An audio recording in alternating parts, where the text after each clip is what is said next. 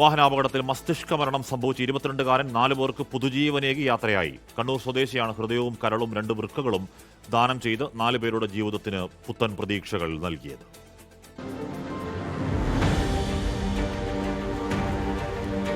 കഴിഞ്ഞ 28-നാണ് ഗുരുതരമായ പരിക്കുകളോടെ യുവാവിനെ കണ്ണൂർ ആസ്റ്റർ മിംസ് ആശുപത്രിയിൽ പ്രവേശിപ്പിച്ചത്.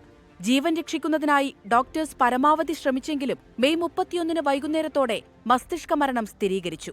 മകന്റെ വിയോഗത്തിന്റെ തീരാ ദുഃഖത്തിനിടയിലും അവയവങ്ങൾ ദാനം ചെയ്യാൻ മാതാപിതാക്കളെടുത്ത ധീരമായ തീരുമാനമാണ് 4 പേർക്ക് തുണയായത്.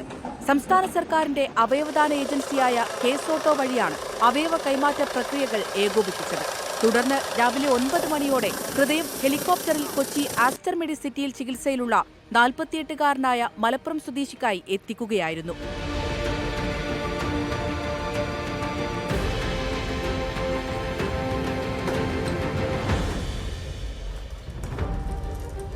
വൃക്കകളിൽ 1 കണ്ണൂർ ആസ്റ്റർ മിംസിലെ രോഗിക്കാണ് നൽകുക.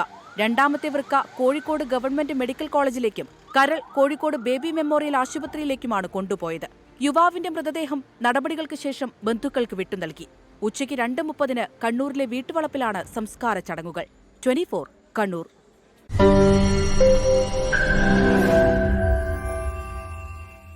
ലോകത്തെവിടെയായാലും ഏത് സമയത്തും 24 വാർത്തകളും ഓഗ്മെന്റഡ് റിയാലിറ്റി പാക്കേജുകളും എക്സ്പ്ലെയിനറുകളും വിശദമായി കാണാൻ ഞങ്ങളുടെ യൂട്യൂബ് ചാനൽ നിങ്ങൾക്ക് സബ്സ്ക്രൈബ് ചെയ്യാം.